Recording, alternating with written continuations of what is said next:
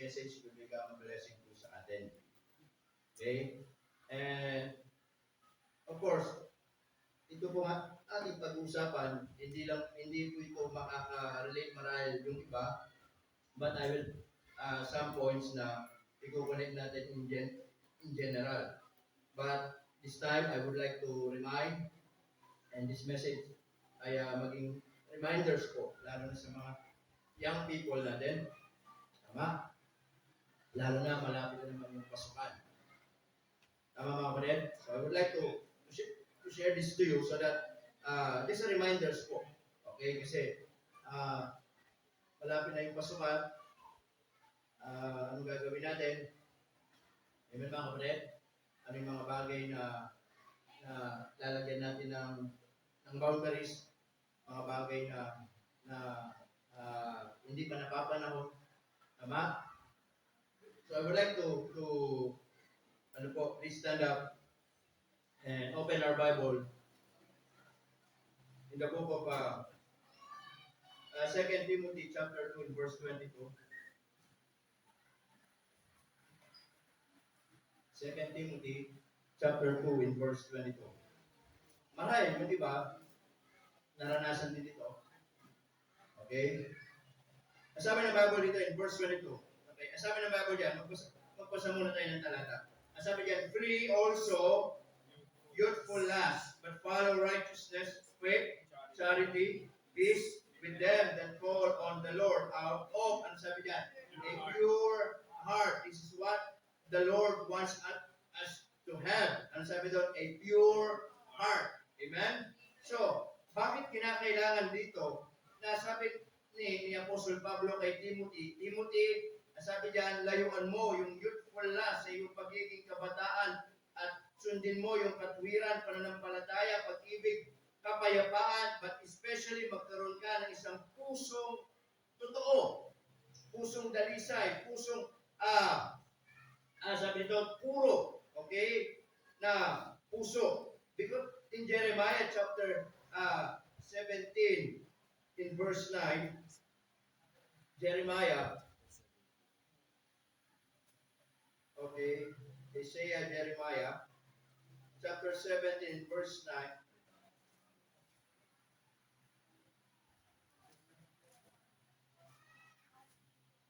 sabi ng Bible dito, kita nyo na? Amen. It says, the heart is deceitful. Sabi diyan, above all things. Ano sabi diyan? And desperately wicked. Who can know it? That's why sabi ni Paul, magkaroon ka ng pure heart. Because if you are not careful, sabi diyan, the heart is deceitful above all things. Ang sabi diyan, and desperately, ano sabi doon? Wicked. Amen mga kapatid? So this morning, pag-aaralan natin, mga kapatid, bakit hindi pa dapat pumasok sa pakikipagrelasyon ang isang estudyante?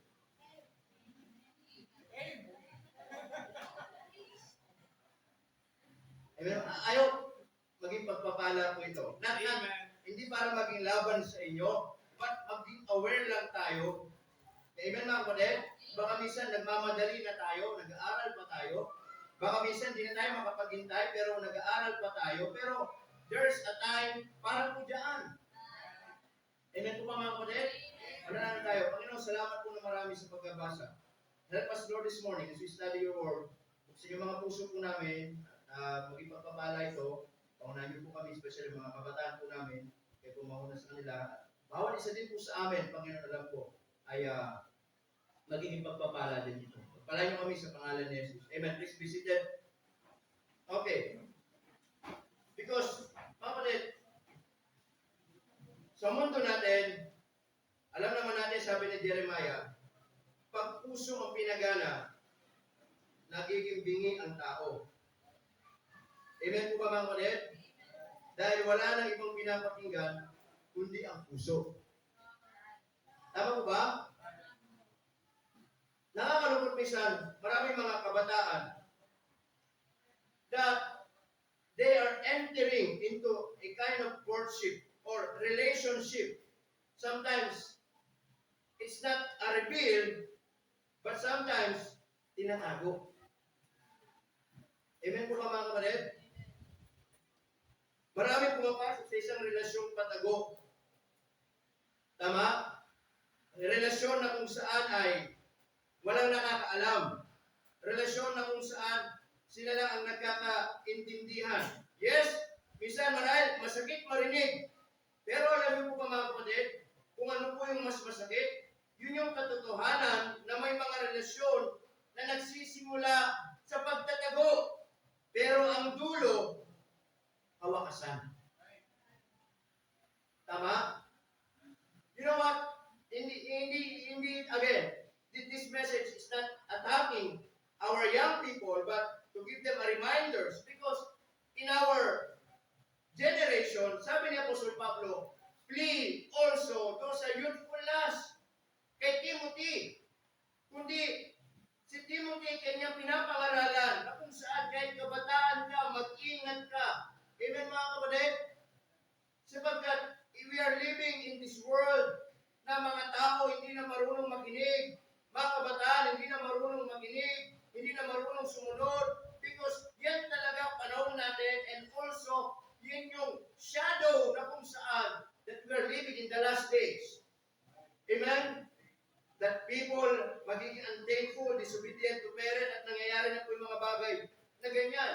And if I will ask some of your parents this morning, mga kapatid, I believe makaka-relate po sila. Sino ba dito yung nag-aaral, nagkaroon ng girlfriend, boyfriend? Sino? Yung estudyante pa lamang. Ha? Can I ask you? Yun ba yung nakatuluyan nyo? Nakatulong ba sa inyo? Naalala ko, nung estudyante pa lang ako, nung high school pa lang ako, marami talagang tumitingin sa akin pagpasok ko lang. Amen!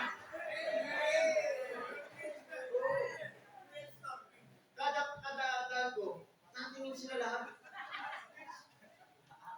Yun pala, may kulangot ako nakalabas. Nakikinig na ako, may lumabas ang kulangot ko. Kumbira yan. Akala ko, magandang lalaki na ako. Tapos lumapit yung isa, sinampal ako.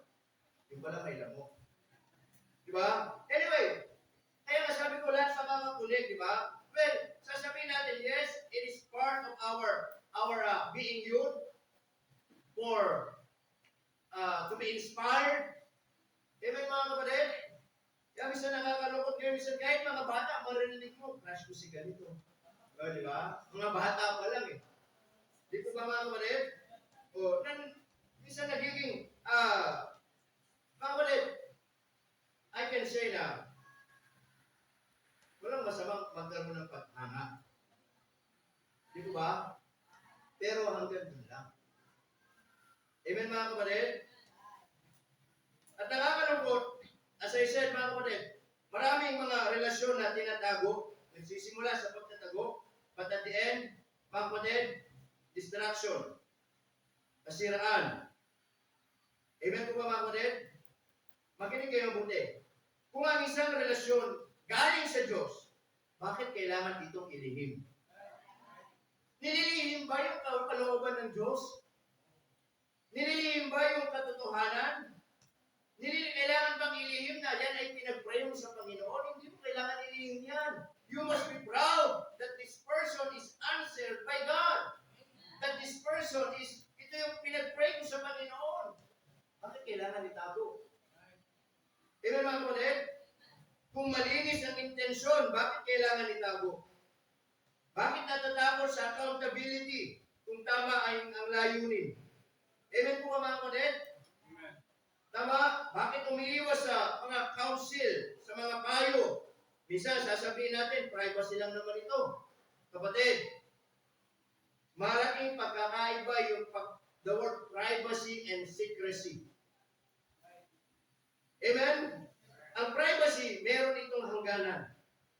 Ang secrecy, meron tinatagong dahilan kung bakit kailangan itago.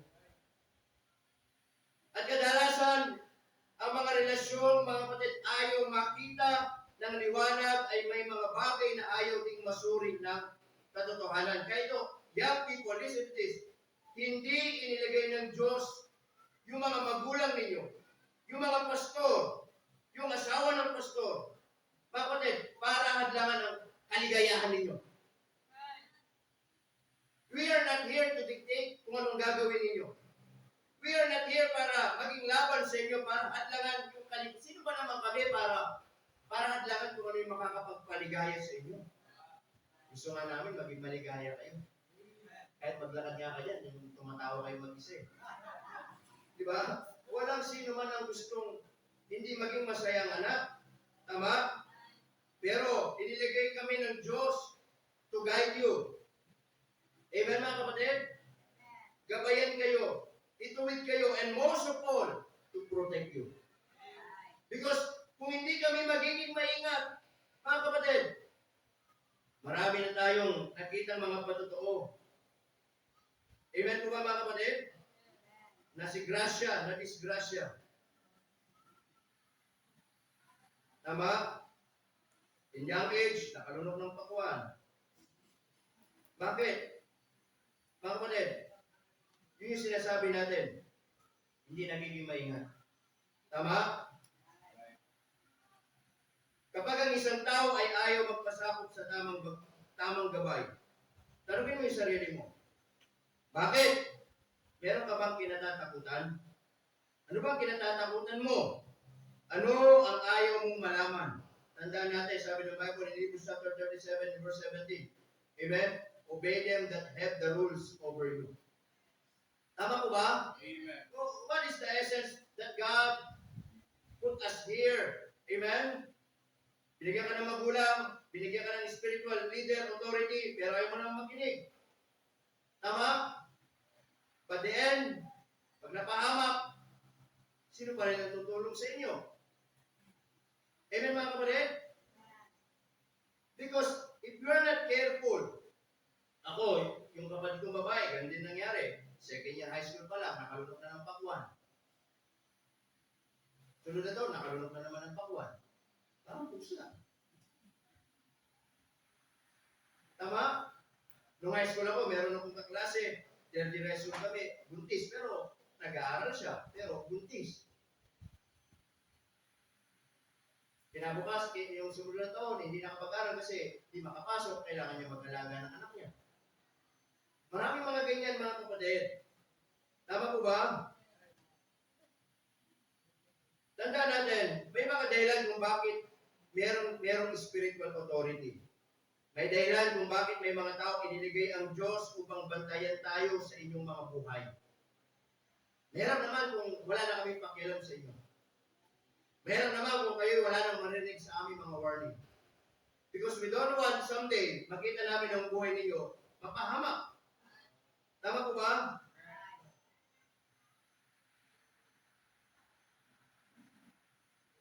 Hindi lahat ng nakakapagpasaya sa inyo ay makakabuti para sa inyo. Amen po ba mga kapatid? Hindi lahat ng nagbibigay kilig ay kalooban ng Diyos. Kasi dyan nadadali ang mga kabataan, di ba? Nakita, pinilig na, yun na yun. Amen po ba mga kapatid? Kaya bago ka pumasok sa isang relasyon, just ask yourself, amen? Ito ba ay dadalhin ako sa katotohanan? Ito ba ay dadalhin ako sa liwanag?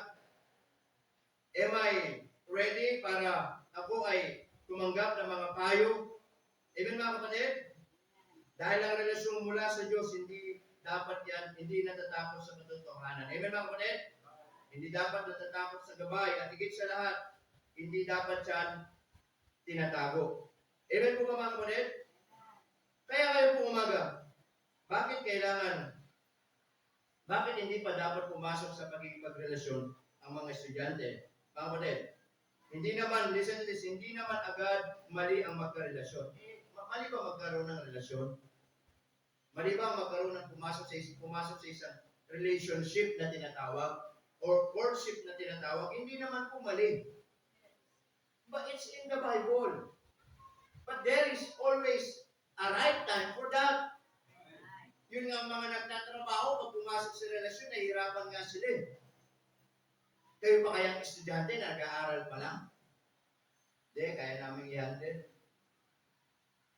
Marami na akong narinig ng ganyan. Amen mga kapatid? Tama po ba?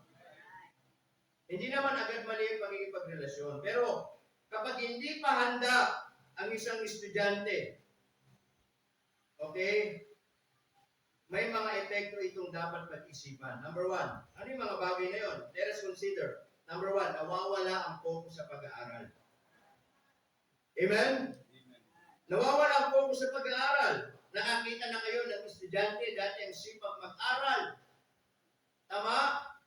Laging honor. Pero nung nagka-jowa, nagkaroon ng isang kasintahan, makikita mo, ba'y tinatabad na sa pag-aaral? Dati, galing sa school, diretso sa bahay. Abay, ngayon, alas 7 na, wala pa sa bahay. Di ko ba, mga kapatid? Di ba, Brother Darwin? Tama? Hindi pa tatawagan eh. Pag oras wala ka pa, ako kanong umuwi. Mamaya, hingal na hingal. Bakit? Tumakbo na ako eh. Tumakbo na, tatakot ano. Di ba? Kita mo minsan, di ba? Magiging observation. Dati, school, bahay. Ngayon hindi. May dinadaanan pa. Nawawala yung focus minsan sa pag-aaral. Masinuuna yung chat. Dati, homework. Ngayon, cellphone kagad ang hawak. Nakakita lang ng estudyante na wala ng ibang ginawa, cellphone ng cellphone, kakachat. Umaga, tanghali, gabi, kakachat. Pag binasa mo yung conversation, walang maguluhan. Sinachat na naman, kumain na yun. Where na yun? Ano gawa mo? Mula umaga, tanghali, gabi, yun yung pinag-usapan lang. Tulog mo na, Mi. Anong gawa mo? Bira, ano? Kala mo, important. Kala mo, dahil pa yung maraming trabaho sa opisina na talagang kailangan hindi mabitawan yung cellphone. Pag nasa mo, di ba? Saan ka na? Kumain ka na? O, di ba? O, where na yun? Ano gawa mo? O, tawag. Amen mga kapatid? Minsan nawawala sa focus sa pag-aaral. Listen to this. If you're not careful about that, if you can't handle that, makaka-apekto sa pag-aaral mo. Amen mga kapatid? Kaya ikaw, kapag estudyante ka pa lang, unahin mo muna yung pag-aaral mo. Amen. At tupagin mo muna yung pag-aaral mo. Amen mga kapatid? Amen. Darating ang araw, bababa yung grade. Bakit? Kulang sa atensyon sa pag-aaral. Napabayaan yung oras ng pag-aaral. Tama po ba? Amen mga kapatid? At maraming mga estudyante ganyan. Nung na-in-love, wala na. Puro na lang gusto siya makita. Puro na lang siya gusto makausap. Utusan ng nanay, mamaya na po. May kausap. Di po ba mga kapatid? Bakit nawawala yung atensyon? Naibabaling yung atensyon. Nawawala yung focus sa pag-aaral. Amen mga kapatid? Estudyante ka pa lang, pag-aral ka muna. Tama? Hindi ka pinag-aral ng magulang mo para magjowa. Hindi ka pinag-aral ng magulang mo para pabayaan yung pag-aaral mo. Listen to me. Yung mga magulang ninyo, they are doing their job, sacrifices. They are doing their best to give you best school. Amen mga kapatid? So you should do your best also as a student. Amen. Tama mga kapatid? Amen po ba? Imbis na ipagmamayabang mo sa magulang mo, mataas ang grade mo. Anong sasabi? Ma, ito girlfriend ko.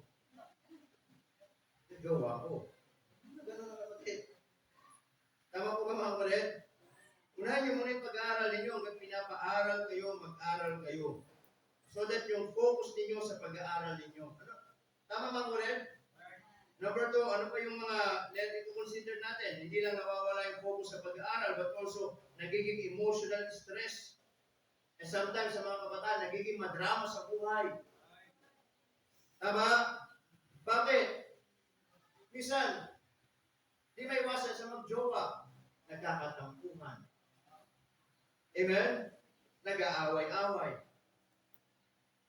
nagseselos-selos. Kaya minsan, nagiging emotional stress. Kaya minsan makita mo yung mga estudyante natin, boy, nag-iiba yung ugali. Lalo na kakapanood ng mga drama-drama sa TV. Diyan nila nakukuha na yung kakapanood because na-attach nila yung sarili nila, yung affection nila doon sa napapanood nila. Amen mga kapatid? Yung nilalagay nila yung sarili nila doon sa totoong buhay, nilalagay nila yung sarili nila doon sa napapanood nila, doon sa totoong buhay na meron sila. Amen mga kapatid? Amen. Alam niyo napapanood nyo, hindi totoo yun, acting lang yun. Kaya diba, naidadala sa totoong buhay. Amen? Pag nakita si Joe, may kausap na ibang babae, magagaling ka agad. Hindi nyo napapanood eh. Hindi po ba mga kapatid? Kaya away-away, selos, tampuhan. Kaya mangyari, nahihirapan mag-focus. Bakit? Iniisip yung problema sa relasyon. Iniisip, baka hindi niya na ako mahal.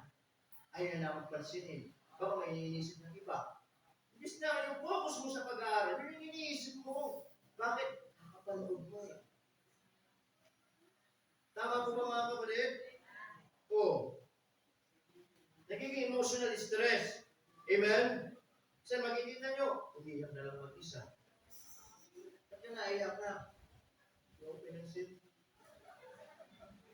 Kaya tawagan ko, ayusin mo. Nakita ko, may kausap na iba. Ano ba? At ito ba yung problemahin nyo pa? Tama? Anak, kain ka na. Hindi ko kumakain ma. Bakit? Kita ko kasi siya, may iba na. Diba? Could you imagine at your young age, nagiging gano'n na kayo? Amen mga kapatid? Yung isa, ano nangyari sa inyo? Wala muna kami. Hanapin mo muna yung sarili mo. Ang hira. Ano nga ngayon? Baka nalang na yung sarili, 14 naman. Di ba? Di ba? Kasi bakit? Listen to this. Young people, nandiyan kasi kayo sa sitwasyon, yung puso nyo kasi ngayon, agresibo. Amen po ba mga kapatid? Kasi, listen to this. Noong panahon namin, ganyan din naman kami. Tatanggi ba namin? Tama? Sino rito mga magulang na hindi na ilag ng mga panahong kabataan? Sino dito hindi na in love? Si Brother Darwin. Diba, na in love sa inyo Sister Miriam? Sino dito hindi na in love ng kabataan? Posibleng wala. Diba, bakit? Yan ang puso. Amen? Ang puso kasi ng kabataan kasi, kapatid, mabilis in love. Makita ng pogi, kikiligin. Makita ng maganda, kikiligin. Sasabihin agad, yun na yun. Pag nagkasawa na sa isa't isa, ew. Pag nakita, ew. Diba? Bakit? Sawa na. Tama? Amen po ba mga kapatid? Yan ang mga puso ng mga kabataan ngayon. Meron nga akong kilala din eh. Di ko ba? Nagdala pa naman ng bulaklak.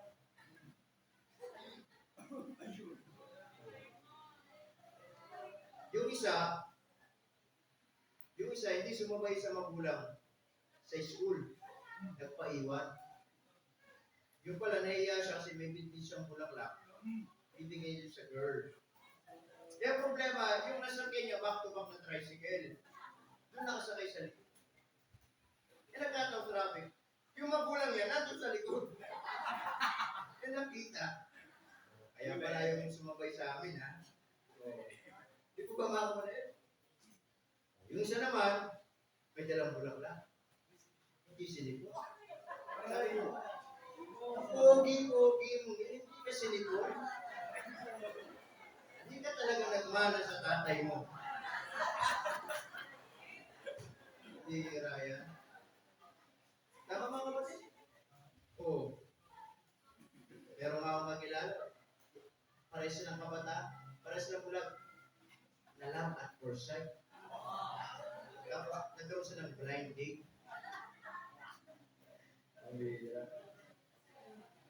Di ba? So sometimes, nagiging emotional stress. Kaya tingin nyo, kapag hindi kayo maging maingat, na-apekto yung mental ninyo. Iniisip nyo yung na dapat hindi nyo paisipin. Na-apektuhan yung damdamin dapat di pa maapektuhan. Bakit? Napopokus kayo sa ibang bagay. Focus sa pag-aaral. Amen? Number 3, napapabayaan yung sarili. Not only yung sarili at ang goal sa buhay. Ano ba yung goal mo? Bakit nag-aaral ka? Tama? What is your goal? Bakit nag-aaral ka? Tingin nyo, pag-aaralan niyo ng magulang ninyo for nothing? Amen po ba? I believe your parents, as I said, they're doing their job, their best, mga kapatid, to give you na magandang school, lahat gagawin nila, because they want na maging successful ka sa buhay. It is because they want na magkaroon ka ng magandang buhay. Amen. Yan lang naman ang goal namin mga magulang para sa inyo, especially we parents, that in our time, hindi katulad ng time ninyo, not just for comparing, but so that you can, mga kapatid, you should value, you should appreciate what is your time today. Yung panahon namin, mahirap talaga mag-aral. Hindi kami kaya pag-aralin. Kaya marami hindi nakakapag-aral yung time na yun. Resources, napakahirap. Kaya ngayon, kita nyo lahat, ngayon, napakadali na lang lahat. Sa pag-aaral, lahat ng resources, nandiyan na. Tama ko ba mga kapatid? For computer na, madali na lang. O, at hindi ka nga mag-review, mag-Google search ka lang eh. Nandun na siguro. Tama? Nung panahon namin, sunog kilay talaga. As in, sunog kilay. May papagawa yung teacher mo. Kailangan, kunin mo yung ibig sabihin nito. Wala kaming, hindi kami, yung iba, hindi mayaman, hindi makabili ng sariling libro. Abay, yung pupuntahan pa naming kapitbahay na kaklase, isang bukirin pa talaga. Manghihiram. Tapos bubuklatin isip, gano'n ang panahon noon. Tama? So, hindi tayo pinag-aral para just for nothing, but para magkaroon kayo ng goal sa inyong buhay. Kaya kayo, ano ba yung goal ninyo? Bakit kayo nag-aaral? Ano ba yung goal ninyo? Dahil ko narinig doon sa mga matatanda, sabi niya, kung anong gusto mo, mag-aral, mag-aral. Mag-asawa, mag-asawa. Bakit? Kasi kung gusto mo na mag-asawa, ganun mag-aral, mag-asawa ka na. Kasi mag-aral ka, tapos may mag-asawa, masira rin mag-aral mo. Tama po ba mga kapatid? Ano yung goal ninyo? Eh, bisa na yan, napapabayaan yung sarili. Amen? Kaya hindi mga masyadong in love. Pag in love sa una, nagpapapogi. Tama? Ngayon, ibang formahan ngayon, tsaka formahan noon, alam niyo po ba? Noon ang formahan noon, nakachinelas ka lang ng beach walk, okay na yun. Bay doon kasi yung beach walk, hanggang ngayon mahal ang beach walk, alam niyo ba yung chinelas? Diba? Ngayon, ibang formahan ngayon, diba? Kailangan talaga sasabay ka sa noon. Noon ang mga babae noon, nung panahon namin, hindi sila tumitingin sa mukha. Panahon namin noon natingin sila sa forma. Pag maganda yung forma mo, bay, approve ka. Ngayon, ay pangit ang forma mo, guwapo ka, approve ka. Ganun kabaliktaran. Di po ba mga kapatid? So, minsan, napapabayaan ng sarili, di ba? Sa una, maganda. Opo. Nung na-broken hearted, napabayaan ng sarili, di na marunong magsuklay. Di na marunong magpaganda. Di na marunong mag-makeup. Amen, ma'am? Because sometimes, nakadepende na lang tayo sa jowa natin, yung kasiyahan natin. Kaya may mga batang, pag di nakita, parang kala mo, di ba? Pinagpasa ka na ng langit at lupa. Gusto ko siyang makita. Hindi talaga kami talaga para sa isa't isa. Walang makakapigil sa amin. Di ba? Imagine, kabata-bata, ganun yung pinaglalaban ninyo. Tama? Nakakalimutan na yung personal dreams and ambition in life. What is your dreams in life? Amen po ba? What is your dreams? What is your ambition? Again, unahin niyo muna yung pag-aaral niyo. Tama? Huwag muna kayo magpa-distract. Amen? Huwag kayo munang magpa-distract sa ibang bagay. Unahin niyo yung ambition ninyo. Unahin niyo yung goal ninyo sa buhay. After 5 years, makatapos ka, ano gusto mo maging? Teacher. Ako, teacher na. Marami tayong teacher dito. Bukas naman tayo ng teacher. Diba? Tama na si Betsay. So, lugar ka ng course mo. Panahon ka. Graduating ka na ba? Mag-baptist start ka ulit. Kung hindi ka nag-graduate. Diba? Kawawa tayo pag puro mga teacher. Hindi Ascension Church natin. Bakit? Puro loan dito, loan doon. Diba? Okay. Not only that, but also, listen to this. Ano yung mga consider natin? Ito napapabayaan ng sarili, tsaka yung goals. Ito, nagiging pressure at maling desisyon. Amen? Minsan, napipilitang gumawa ng mga bagay na hindi pa handa. Amen mga kapatid? Kapag hindi tayo naging maingat sa relasyon natin o relasyon ninyo, sa damdamin ninyo, sometimes you can make a decision in life na you think it's right because that's what your heart said, but in reality, it's not right. Kaya minsan makakakita kayo ng mga kabataan, mga kapatid, na hindi na marunong makinig sa payo ng magulang. Ang gusto, yung masunod yung sarili. Amen po mga kapatid? Bakit? Kasi they thought na ito yung tama, walang mali sa ginagawa namin, okay lang itong ginagawa namin, ay matanda na kami. No. Amen? Posibleng yung mga wrong decision in life because of pressure. Tama? And that decision is minsan basta-basta. At the end, ano nangyayari? Pinagsisisihan yung mga maling decision na ginawang padalos-dalos. Kaya lagi tayo may kasabihan. Anong kasabihan? Lagi nasa huli ha? Sisi. Tama? Amen po ba mga kulit? Amen. Lalo na, ito ha, lalo na kapag kayo, mga young people, maging aware kayo na kapag dumating yung punto na mas pinakikinggan na ninyo yung jowa ninyo kaysa sa magulang ninyo, wag na wag. Mas pakinggan nyo pa rin yung magulang ninyo.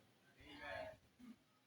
Amen mga kulit? Amen. Hindi naman nila lahat, pero sometimes, yung mga nagiging jowa natin, minsan, sila yung nagpo-post ng dahilan para hindi ka makinig sa magulang mo. Tama mga kulit? Amen po ba? Kaya minsan, nangyari, sila na yung pinakikinggan mo. Kung anong sasabihin, ginagawa. Kung saan kayo nagkakasundo doon. No, still. Amen? Ito yung nakakalungkot, di ba? Yung mga young people, nowadays, ay lumalagay sa isang relationship without their parents' consent. Amen? Without their pastor blessing. Tama? And they thought, okay lang. But at the end, hindi maganda. Amen po mga kulit? Especially if you, at your young age, hindi nyo pa alam yung mga tamang decision sa buhay. Tama? Mag-aral muna kayo. Yan muna talaga yung gagawin nyo. Mag-aral muna kayo. Tama? Mag-aral. Number 5. Ano ba makikita natin kung consider natin? Okay? Bakit huwag muna tayo pumasok basta-basta sa isang relasyon habang nag-aaral pa? Because nagkakaroon tayo ng limitadong oras sa pamilya at kaibigan. Amen mga kapatid? Minsan wala ka ng panahon sa magulang mo, mas marami kang panahon sa jowa. Tama? Minsan mas inuuna natin yung jowa natin kaysa sa pamilya. Tama? Amen mga kapatid? Kaya bisan makita mo, anak, nasan ka na? Nandito ka. Bisan nawawala tayo ng time. Unti-unting lumalayo tayo sa mga tunay na sumusuporta sa atin. Napapalayo tayo sa mga taong tunay na nagmamalasakit sa atin. Amen mga kapatid? Napapalayo tayo sa mga tunay na taong nagmamahal sa atin. Tama? Na minsan, hindi tayo makapaglaan ng oras sa pamilya natin. As I said, di ba? Katulad ng illustration kanina, pag nahawak ang cellphone, puro na lang si jowa. Chat ng chat, tawag ng tawag, hindi mo utusan ng nanay. Bakit? Yun na lang nasa isip eh. Pag hindi ko kasi nakirinig yung boses, hindi ko kaya. Pag hindi ko siya nakachat, hindi ako makakatulog. Di ba mga kapatid? Oh. At the end, ano nangyari? Listen to this. Kapag mas nauuna natin yung jowa natin kaysa sa pamilya natin, nagiging rebelde tayo. Tandaan niya. Nagiging rebelde. Bakit? Hindi na nakikinig sa magulang. Tama ba kapatid? Tulad ng awit. Ano yung ibig sabihin ng ano yung ibig sabihin ng awit ng ano? Hawak mo ang beat. Ha? Narinig niyo ba yung awit niyo? Ha? Ano ba yung lyrics doon? Hawak mo ang beat, hawak mo ang alam ninyo ano? Tama mga kapatid? Gabi. Sa bawat galaw mo ako'y nabibinha. Di mo ba? Hawak mo ang beat, huwag mong bibitawan hanggang sa huling tugtog ng sayawan. You know what? Do you know these lyrics? It says here, hawak mo ang beat, hawak mo ang gabi. Do you know the word beat? Puso. Diba? Yung puso, tumitibok. It means, kapag tumitibok ang puso, buhay ang tao. So it's simply the meaning of this song, hawak mo ang beat, hawak mo ang gabi. You are telling to yourself na hawak ko ang buhay ko. Hawak ko ang sarili ko. Umaga, gabi, walang pwedeng makapagpahinto sa akin. I am the one who controlling my life. I am the one who make decision in my life. Even my parents, even my friends, ako may hawak ng buhay ko. That's the meaning of this song. It means this song is telling us kung paano tayo magrebelde. Amen mga kapatid? Yung tinuturo dito, hawak ko yung buhay ko. Walang makikialam sa akin. Walang makakapigil sa amin. Amen? Kahit magulang ko, kahit anong sabihin nila, hindi sila makakasagabal sa amin. Hindi sinasabi ng song na to. Kaya kita mo, mga young people, pag na-inlove talaga, nagiging rebelde. Amen po ba mga kapatid? Kahit anong gawin nila, kahit masaktan ng magulang nila, kahit mapabayaan ang pag-aaral nila, as long gusto nilang sundin ang puso nila dahil tingin nila, doon sila magiging masaya. Sige lang! Yan ang mga kabataan. Amen mga kapatid? Kahit pangaralan ng magulang, ayaw na makinig. Pangaralan ng kaibigan, ayaw na makinig. Pangaralan ng pastor, ayaw na makinig. Bakit? Kasi gusto nila yung puso nila yung masusunod. Well, yun yung gusto niya. Pero someday, patunayan ninyo kung tama yung decision niyo. Amen mga kapatid? Dahil naniniwala ako kapag sinunod niyo yung decision na yan, pagsisisihan ninyo. Amen po ba mga kapatid? Tama po ba? So nagkakaroon ng limitadong oras, pamilya. Masinuna yung partner o yung jowa. Tama mga kapatid? At nakakalungkot, di ba? Minsan, sasakripisyo tayo. Tama po ba mga kapatid? Diba, sabi nga, nag-aaral ka pa nga. Gagastos-gastos ka na. Kanino ka humingi ng bawal pagpasok? Isa magulang mo. Ma, pahing ganito, magdidate kami. Apa naman ang mama? Di mo ba? Hihingi kang pandit, hihingi ka sa magulang mo. Tama mga kapatid? Yung pang-date mo, hindi responsibilidad ng magulang mo yan. Listen this, ang bibigay nyo lang sa anak nyo, yung pang-aral nila. Gusto nila mag-date, abay, mag-ipon sila sa baon nila. Tama mga kapatid? Para matuto sila na ganito pala yung magsakripisyo. Oh. Kasi pag nasanay sila, pahingi pang date. Bibili ko si ganito ng ganito. Eh pag nagkasal, nagkaanak, hingi ko rin sa inyo na, wala kami pagkain. Di ba? Wala kami bigas. Si baby, walang gatas. Bakit? Doon pa lang sa simula, wala na. Pero kung hindi nyo bibigyan ng pang-date yan, matututo sa sarili yan. Doon pa lang sa baon niya, matututo mag-ipon para makapag-date. Matututo yan pag nagsawa. Matututo yan. Bakit natuto na sa simula?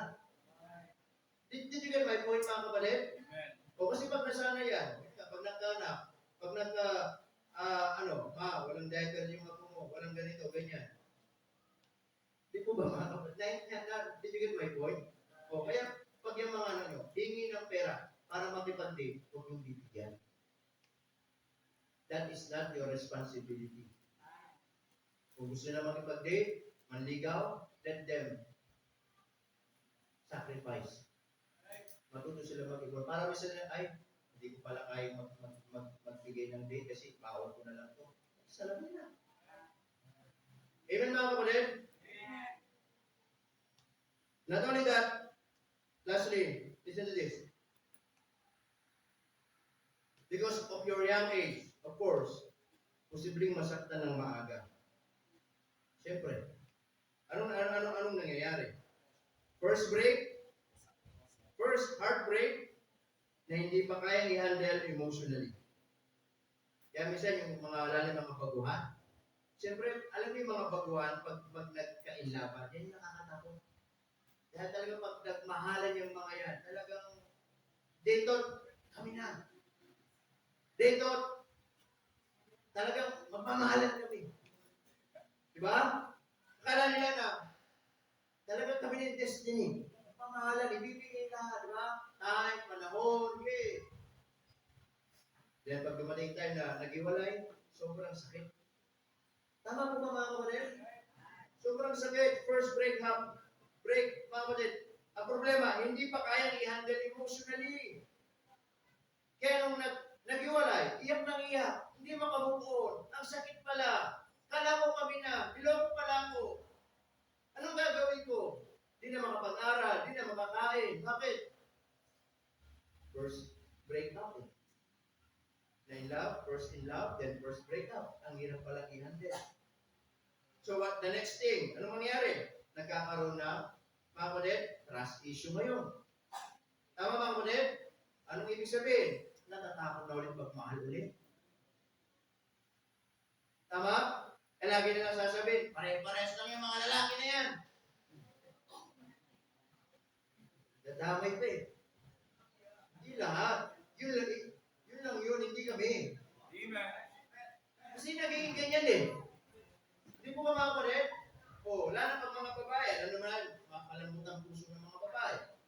Pag nasaktan, hindi kaya i-handle emotionally. Talagang, di po ba? Pare-pares lang yan, kahit sino ngayon, hindi na ako magpamahal, kahit sino pa yan.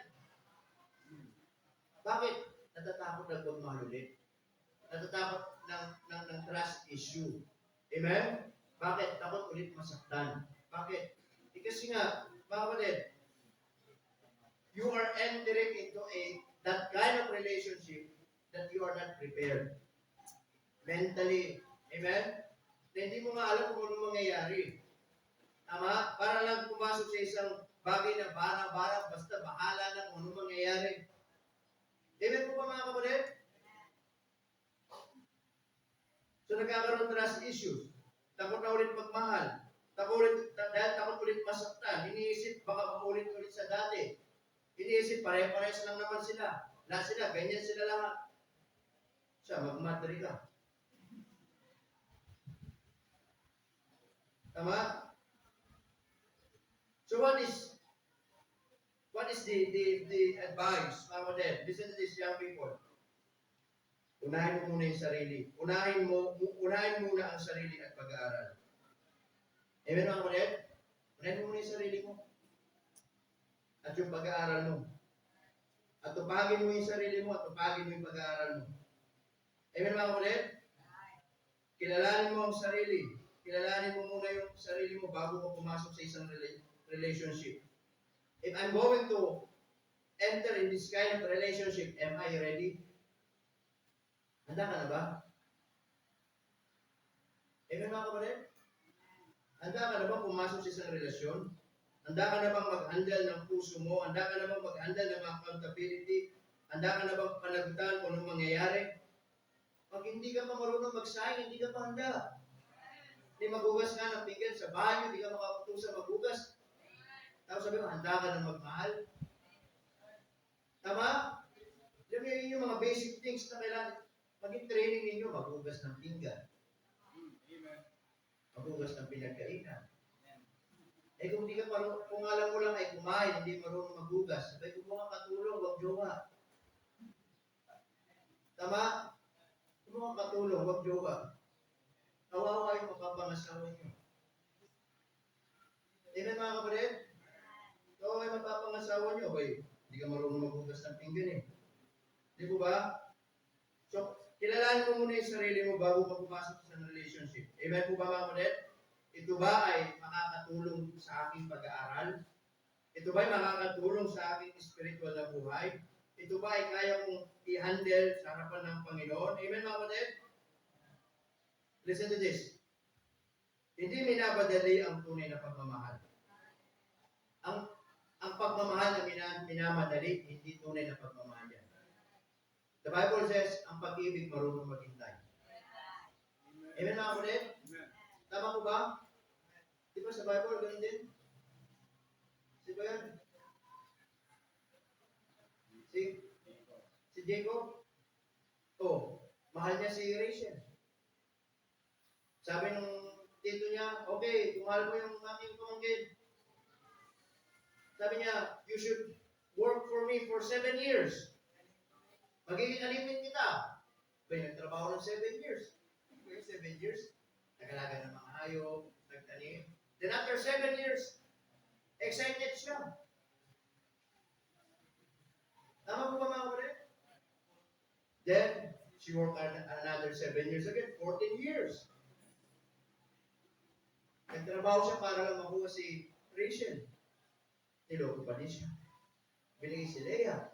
Pero, the point, ang sabi ni Jacob, mga kapatid, nung 7 years na yun, o yung 14 years na yun, sabi niya, for me, sabi niya, para sa akin, ay ilang araw lang ito.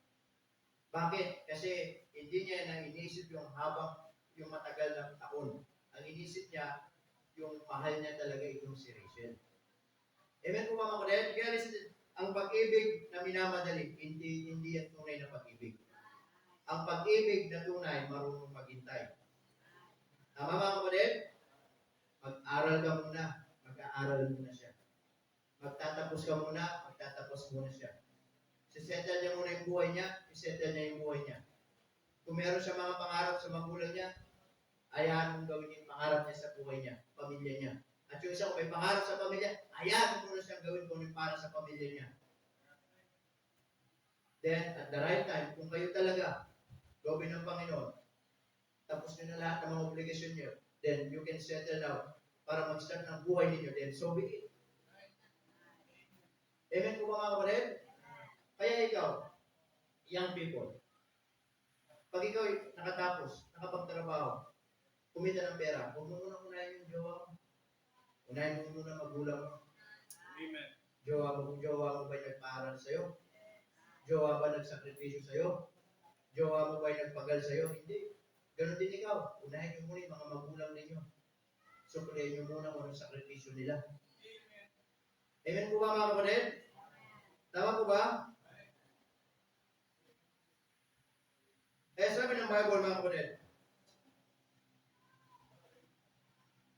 tandaan, mga kapatid, may kaibahan yung tinatawag na puppy love at matured na relationship. Yung puppy love, madalas impulsive at emotional. Base lang sa kilig. Yan yung puppy love. Ay, ang ganda niya. Diba? Pag kinilig, yun na eh. Hindi po yun ang emotional, hindi yung mature love. Puppy love lang ang tawag doon. lilipas din yun. Nakakita ka ng gwapo maganda, kinilig ka. Nakakita ka ng mas gwapo at maganda, na wala na yun. Doon ka na ngayon. Tama po ba mga kapatid? Walang malinaw na direksyon ng puppy love. It's just a matter of heart. Kilig.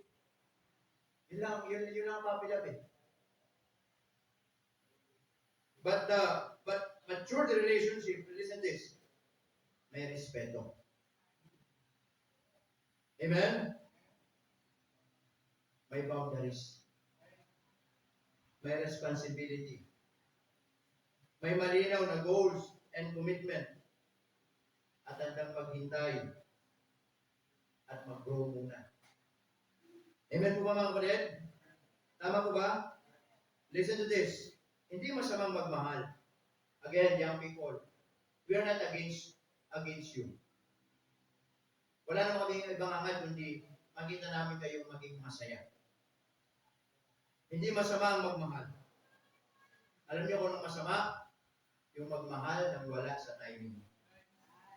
Amen po ba mga kapatid? Ang pag-aaral, mga kapatid, ay paghubog ng sarili. At ito ay maging pundasyon ninyo sa magandang kinabukasan. Tama po ba mga kapatid? Kaya mag-isip kang mabuti. Nakakatulong ba ito o nakakasagabal sa aking relasyon? Ayusin mo muna yung mga priorities mo sa buhay mo habang bata ka pa. Habang maaga ka pa.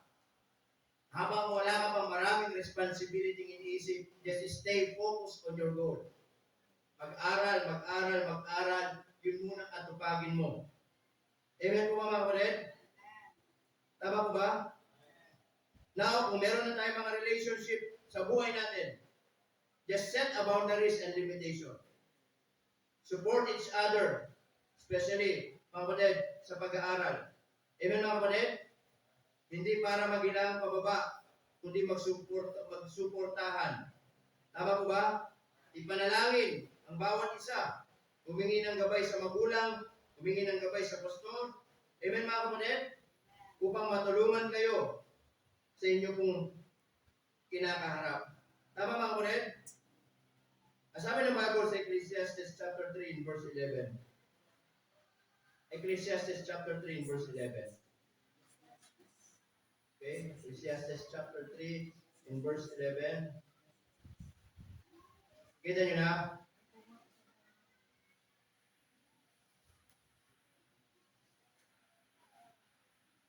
Kita nyo na mga kapatid? Ano sabi niya? He had made everything, ano sabi? Beautiful. Ano sabi diyan? The word beautiful means perfect. Di ba lahat naman tayo marami ng gusto natin? Amen po mga kapatid? Ano sabi diyan? He had made everything. Ano sabi diyan? Beautiful in His time. Tama? Hindi. Again, ulitin ko ang pag-ibig na hindi nakakapaghintay, hindi tunay na pag-ibig yan. Dahil pinangako ng Diyos sa tamang araw, tamang panahon, tamang oras, tamang tao, ibibigay ng Diyos para sa iyo. Amen po mga kapatid? Huwag ka lang magmadali. Mag-aaral ka muna kung nag-aaral ka. Because in His time, He made all things make beautiful. At the end, marahil tumagal na, at least sasabihin mo, hindi ako nagsisi na naghintay ako. Amen po mga kapatid? Amen. Tama po ba? Amen. Sabi doon, in His time. It is not on your time. It is in God's timing. Amen po mga kapatid? So young people, huwag mo na magpadali. Mag-aral muna kayo. Amen? Sister Sol, wala na problema. Paunahin nyo na yan. Kaya na problema, nag-aaral pa kasi siya. Kaya huwag muna. Pag mga 40 na. So anyway, I hope that this message is maging blessing po sa atin. Just maalala lang po, amen? Sabi ni Prophet Jeremiah, magpadalos-dalos sa puso. Amen. Ang puso, mandaraya, wala nakakaalam. Ang puso, pabugso-bugso. Ang puso, pwedeng magdikta kung anong gagawin natin. Pero sana, tulungan tayo ng Diyos. Ilagay muna natin yung puso natin kung saan tayo ngayon. Nag-aaral ka pa, mag-aaral ka muna. Amen po mga kulit. Young people, alisin nyo muna sa utak nyo yung mga ganyang bagay. Just focus on your goal. Tama? Darating ang araw, makatapos ka, may marating ka sa buhay, ang Diyos ang magbibigay ng tamang tao para sa iyo. Tama? So, nandito lang kami, mga magulang ninyo, pastor ninyo, pamilya ng pastor, para gabayan kayo. Because we don't want someday, kapag yan ang puso na, hindi kayo naging maingat, mapahamak kayo. Hindi kayo makatapos ng pag-aaral. Amen mga kapatid? Tama po ba? Hindi nyo matapad yung mga pangarap nyo. Yun ang ayaw namin mangyari sa inyo. Gusto namin makatapos kayo ng pag-aaral. Pagkatapos nag-aaral, then, it is your choice. Trabaho, kumita, mag-asawa, gusto nyo mag-asawa, if you're settled, then it is your choice. Wala nang masama doon. At least nakita namin kapag tapos muna kayo ng pag-aaral. Amen po mga kapatid? Try mo natin manalangin. Let's go to the Lord in prayer as we pray to God this morning. Nalangin tayo. Dakilan namin Diyos na makapangyarihan po sa lahat. Panginoon, maraming pong salamat once again for reminding us patungkol po sa mga bagay kung bakit ang mga kabataan ay huwag nang papasok sa isang relationship while they're studying, Panginoon, because there are some negative things, Panginoon, na pwedeng mangyari. But Lord, tulungan niyo po kami, tulungan niyo po mga young people namin na sila ay bigyan niyo ng kaligayahan. Mag-focus sa kanilang pag-aaral. At nandito lang kami bilang mga gabay nila para matulungan po namin, Panginoon. Habang ating mga ulo, nakatungo, mga mata ay nakapigil, marahil, ang salita ng Diyos ay nangusap po sa atin, especially young people, and also parents. Lagi natin ipag-pray ang ating mga anak. Wala tayong ibang hangad sa kanila, kundi makatapos ng pag-aaral. Young people, hindi naman masama pumasok sa isang relationship. Again, hindi masama. Kung ito ay napapanalunan. Kung ito ay nasa tamang araw. Kung ito ay panahon na ng Diyos. Ngunit kung hindi pa, huwag muna. Mag-aral ka muna. Stay focused on your goal. Sayang yung mga taon. Sayang yung mga panahon. Huwag muna paganahin yung puso mo. Mahalin mo muna ang Diyos. Mahalin mo muna yung mga magulang mo. Mahalin mo muna yung ministry. Mahalin mo muna ang paglilingkod mo. Mahalin mo muna yung pag-aaral mo. Then, in His time, He will make all things beautiful in His time. Hindi ba napakaganda kung makuha mo yung isang bagay na alam mo, yan ay hinintay mo, yan ay kalooban ng Diyos. Kaya marahil ang salita ng Diyos ay nangusap sa iyo. Why don't you come in this altar and talk to God and pray, humingi ka ng tulong sa Panginoon ngayong umaga? Manalangin ka sa Diyos. Nabigyan ka ng lakas ng loob na mag-aaral muna, samahan ka sa pag-aaral habang babalik na tayo sa school. Hindi namin alam sino mga nakakasama. Hindi namin alam kung anong nangyayari sa inyo, but I hope na maging reminders ito sa bawat isa. Sana i-commit mo muna sa Panginoon, Lord, magtapos muna ako ng pag-aaral. Mag-aaral muna ako ng mabuti. If my parents doing their best for me, I will do my best for them. I know their sacrifices. I know their investment. Alam ko yung pagod nila. Alam ko kung ano yung ginagawa nila para sa akin. Just to give me a good future someday. Kaya Panginoon, tulungan niyo po ako. Ganun din sana maging desire ng puso ko. Patulungan ko yung magulang ko. Pagpalain niyo ako, Panginoon. I don't want to be selfish. Yes, alam ko, pwede akong pumasok sa relationship, but Lord, kung ito hindi pa tama, hindi pa ito napapanahon, tulungan niyo ako, wag muna, Panginoon. I don't want to set aside my future, Panginoon. Help me, Lord, na ako ay maging settle muna sa buhay. Gamitin niyo, Panginoon. Someday lang po, habang ginagawa ko kung ano yung tama, alam ko, Panginoon, ready nyo rin yung tamang tao para sa amin. Huwag ang panalangin mo. Praise the Lord for that. Panginoon, salamat po ng marami sa umaga nito. Salamat po sa inyong kapabutihan, sa inyong biyaya. And we thank you, Lord, for reminding us. I hope na ito'y naging paalala sa mga bawat kabataan, lalo sa church po namin, Panginoon. Let us, Lord, protect them, yung puso nila, pangunahan ninyo, gabayan nyo, Panginoon. Na makita namin balang araw, mga young people namin dito sa church, na sila ay makapagtapos, bawat isa, makapagtapos ng pag-aaral. Bawat isa sa kanila, makita namin maging matagumpay sa buhay at maging masaya sa tamang tao. Salamat po, Panginoon, sa inyong biyaya. Palakasin niyo po kami at maging sa mga magulang na nandito, lagi niyo kami tulungan, na laging gabayan para po sa amin po mga anak. Salamat po sa pangalan ni Jesus. Amen. At may Christ be seated.